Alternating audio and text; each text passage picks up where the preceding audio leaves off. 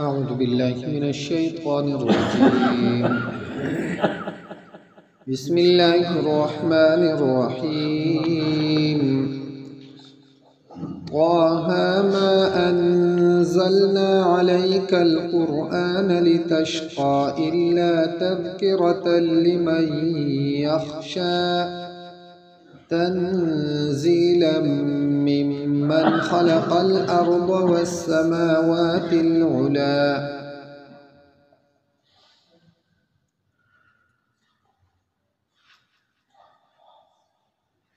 سورة طه مکی سورت تے 135 آیتون دی پدی سورت کے او اتر رکوگانی دی پدی. د مخکینی سورت سره ربط تدی داده چې مخکی الله پاک فرمایل وکم اهلکنا قبلهم من قرن، یعنی اجمالی بیان وکړو چې څومره قومونه مونږه هلاک کړي. په دې صورت کې د دغه هلاک شوو قومونو د نمونې په تور باندې الله پاک د فرعون واقعا بیانوي چې ګوره دغه فرعون او د هغه قوم دا کوم دغه غرق شو خلقونه ګرځېدل.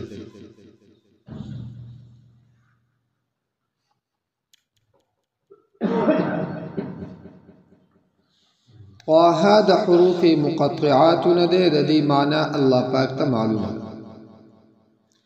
بعضی فرمایي چې طه د پیغمبر علیه الصلاۃ والسلام صفتی نوم ده.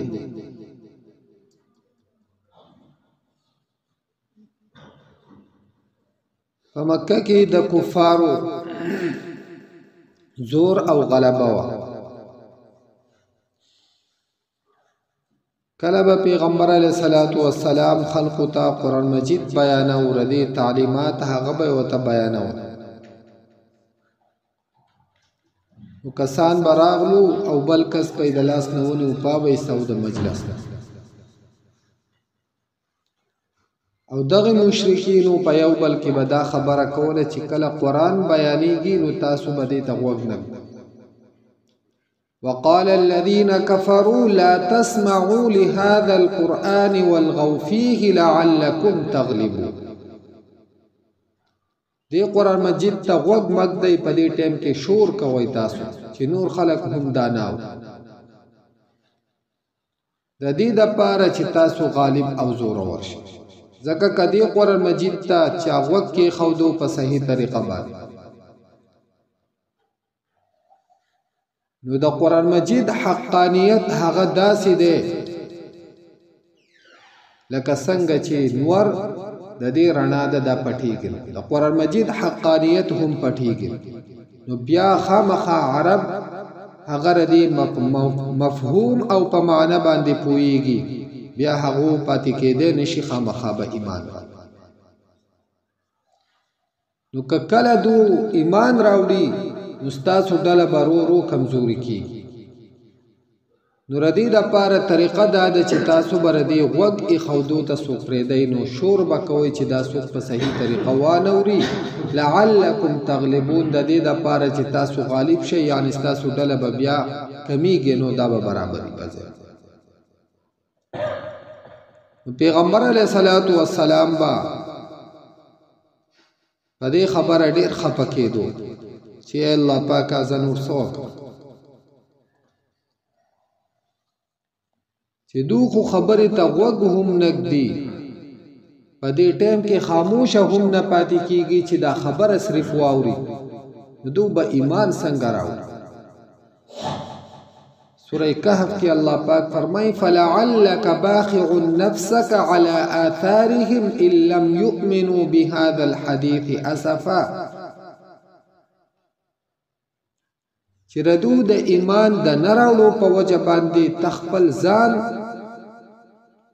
هغه خرابې هغه ځای کولو ته رسې، دومره خفګان او دومره غم ته په دو باندې کې ستا کار دانه دی. ستا کار صرف او صرف هغه رسونه ده د الله پاک د پیغامات.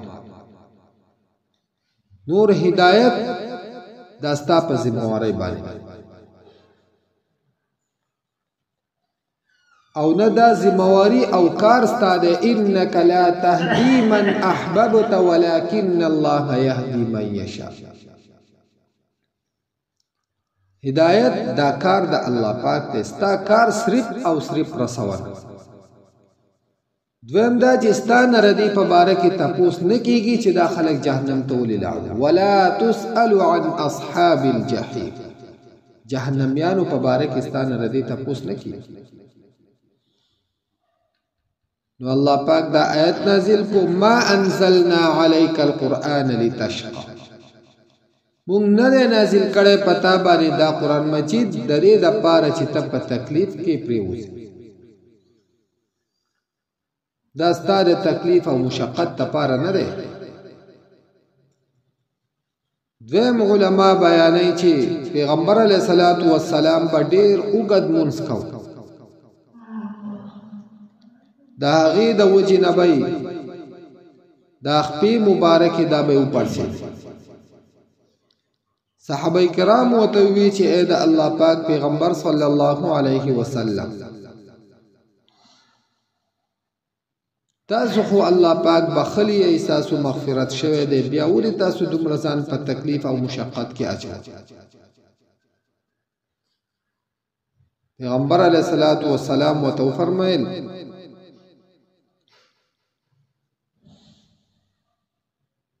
چې زه به د الله پاک شکرګزار بنده نه جوړېږم، یعنی الله پاک ماله دومره لوی مقام او مرتبه راکړې ده، نو زه هم دا غواړم چې زه د الله پاک شکر ادا کړم د دې انعاماتو او د هغه د مهربان. نو الله پاک دا آیت نازل کو ما انزلنا عليك القرآن لتشقى.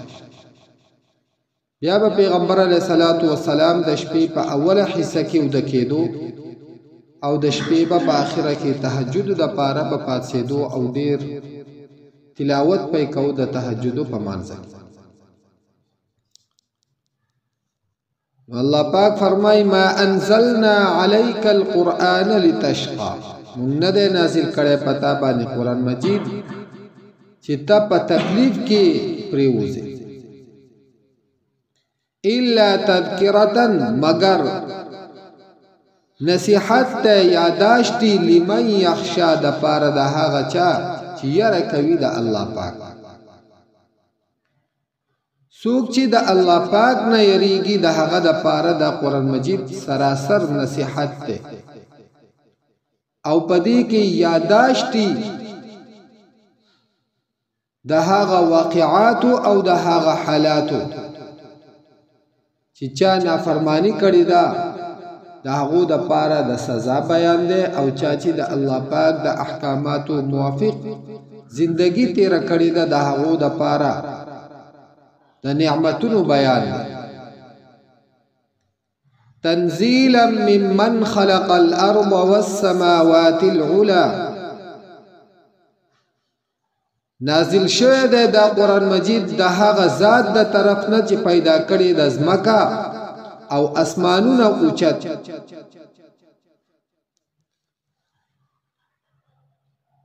اوچت اوچت اسمانونه الله پاک پیدا کړي دي. په احادیثو کې دي چې دا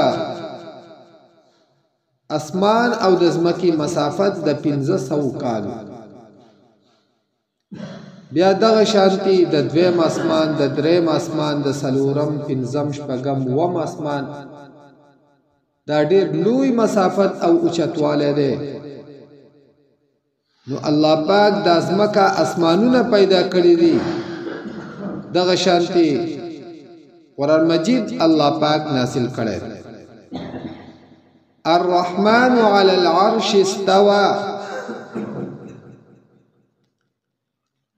ډیر مهربان دی، په عرش باندې برابر دی.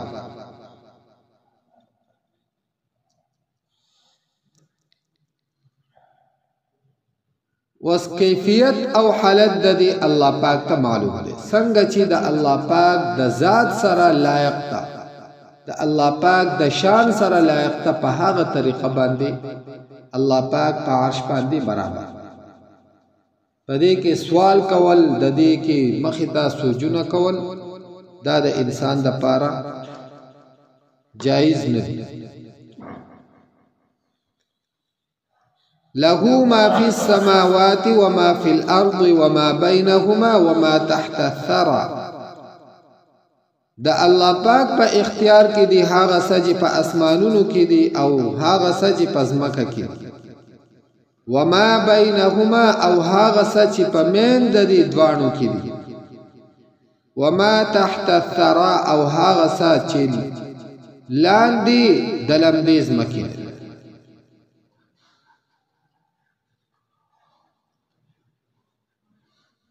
کله چې انسان کودای وغیرہ کوي نو دی یو داسې حد ته ورسي چې دته بس ټوله اوبه ښکاري. مثلا د ټوبیل د پاره کوم مشینري چې کار دی داسې یو حد ته ورسي چې هلته مکمل اوبه شروع شي. د علم دغې زیږې ته ورسېد چې دلته اوبه ده، لیکن سره د مشینرۍ او د آلاتو د علم د دې نه لاندې کار نه کوي چې اوس لاندې سي. الله پاک داسې ذات دی چې د دغې لوندوالي او لمدې ځمکې نه لاندې د تحت الثرى پورې ټول هر څه الله پاک ته معلوم او په دې باندې الله پاک پوهه. وَإِن تَجْهَرْ بِالْقَوْلِ فَإِنَّهُ يَعْلَمُ السِّرَّ وَأَخْفَى.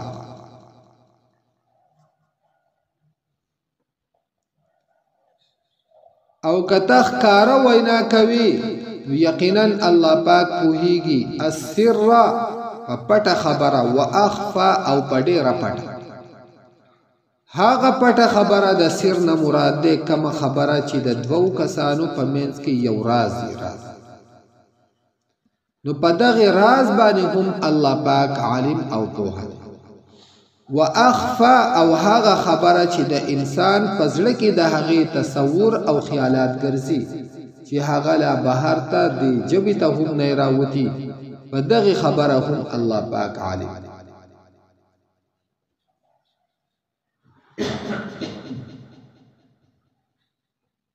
او یو توجیه پکې مفسرین لیکي چې واخفا هغه خبره چې آینده راتلو والا او کېدونکې خبره ده چې انسان ته لا د هغې سوچ او فکر هم نه دی راغلی، هغې هم الله پاک عالم. الله لا اله الا هو.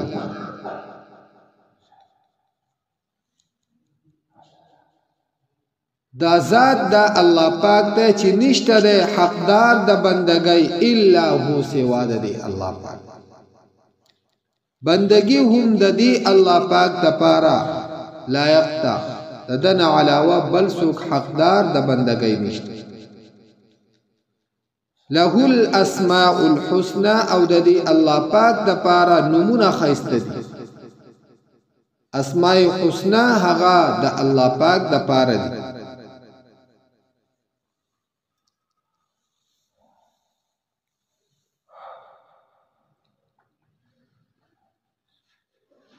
یعنی الله پاک د انسان په هر فعل او په هر عمل او په هر خیال او سوچ باندې عالم او پوه.